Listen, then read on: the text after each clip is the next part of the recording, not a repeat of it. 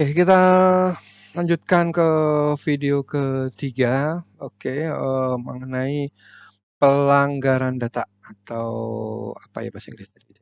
Ya, pelanggaran data, yaitu membiarkan informasi penting dapat terlihat secara umum seperti penggunaan informasi yang tidak sengaja, kebocoran data, dan juga tumpahan data.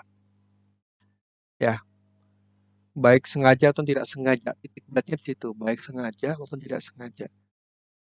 Contohnya, contohnya kita nge-share tanggal lahir kita, ibu kandung, nomor rekening.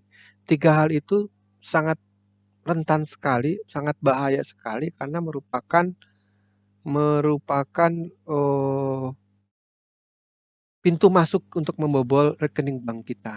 Jadi tolong jangan kalau orang mengetahui tanggal lahir kita, mengetahui nama ibu kandung kita, maka akan menjadi hal yang rentan untuk rekening bank kita. Jadi jangan diupload lah sekarang yang ada di Facebook, dihilangkan yang ada itu. Jangan senang kalau ada yang mengucapkan selamat ulang tahun karena Anda terbuka sekali profil Anda.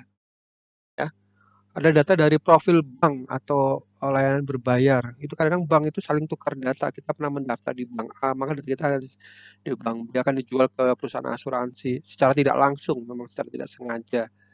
Atau kita mendaftarkan diri ke satu operator berbayar seluler, itu juga kadang-kadang datanya akan digunakan pihak ketiga. Kita bisa komplain. Di sini ada yang tahu mengenai NIK kita yang 16 digit. Jadi sebenarnya NIK itu sudah dirancang sedemikian rupa sangat baik sekali, yaitu ada 1 dan 2. Digit 1, 2 itu adalah provinsi, 3 dan 4 adalah kota dan kabupaten, 5, 6 adalah kecamatan, 7 dan 8 dan sebagainya. Nah, ini untuk 7 dan 8 tanggal lahir ini ada penambahan angka 40 untuk yang wanita. Kenapa 40? Karena membedakan data pria dan wanita itu dalam satu bulannya dengan angka 40. Misalnya seorang pria lahir tanggal 15, maka cukup digit 8 ditulis 15. Tapi kalau seorang wanita maka diganti menjadi 55. Jadi 15 menjadi 55. Jadi kalau Anda lihat sekarang di KTP Anda masing-masing yang sudah dikirim ke saya juga, kalau di digit 78-nya adalah lebih besar dari 40, maka dia adalah wanita. Sedangkan 9, 10, 11, 12 adalah bulan dan tahun. Dan yang terakhir itu adalah nomor urut lahir di kecamatan tersebut. Jadi kalau Anda punya 005, berarti Anda punya orang yang sama lahir di tanggal itu, di tahun itu, ada 5 orang di satu kecamatan. Ya, potensi dari pencurian data sekarang tren dari alat ini ya, ada melihat jam ini gitu ya, jam itu ada fitur-fitur reminder, health check, terus ada device connected, bisa connect dengan Bluetooth dan sebagainya, gitu ya. Itu sangat menarik sekali. Jadi dan bisa kita reward menggunakan Bluetooth gitu ya, Play Store dan webnya. Kita minus dengan satu aplikasi yang ada di Play Store. Sebenarnya data yang di Play Store itu, data yang aplikasi kita download itu apakah itu disediakan oleh penyedia smartwatch ini sehingga nanti bisa digunakan untuk menggali data tentang diri kita, ya. CCTV juga ini berupa CCTV sekarang banyak CCTV yang murah meriah ya dijual murah sekali. Anda bisa pasang menggunakan WiFi, Anda tidak perlu menggunakan server, hanya menggunakan HP, download aplikasi, lagi-lagi download aplikasi, Anda bisa mengontrol rumah Anda.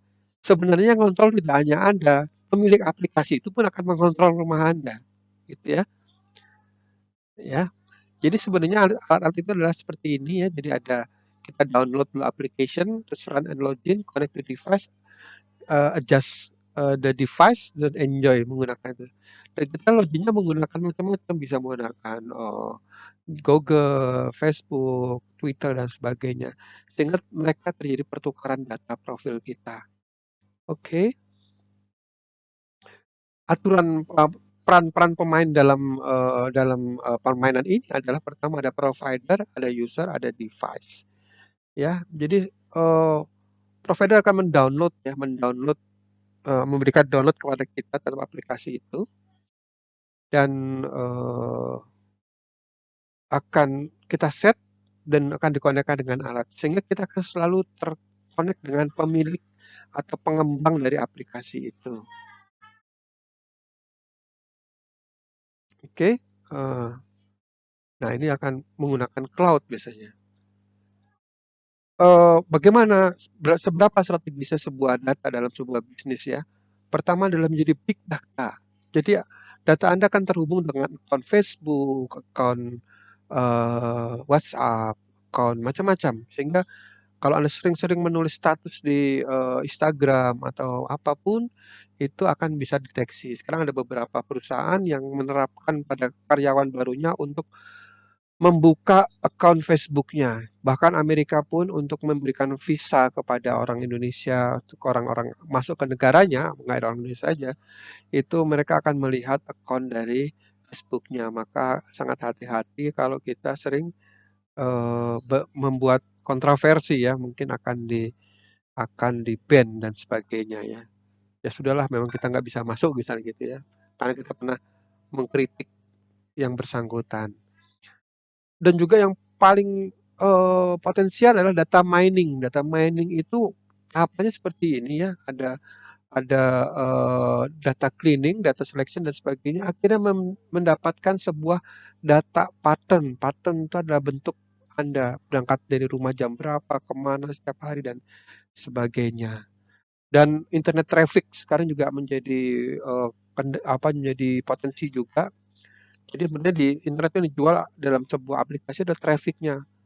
Jadi kita punya akun YouTube, ya kita punya channel YouTube, trafficnya tinggi, maka AdSense kita akan tinggi, kita akan dikunjungi orang, akan viral dan sebagainya. Makanya sebenarnya kayak mall-mall itu kan trafficnya sudah menurun sekarang. Orang ke mall trafficnya menurun dan dia akan mencari untuk air conditionernya, jadi untuk AC-nya saja.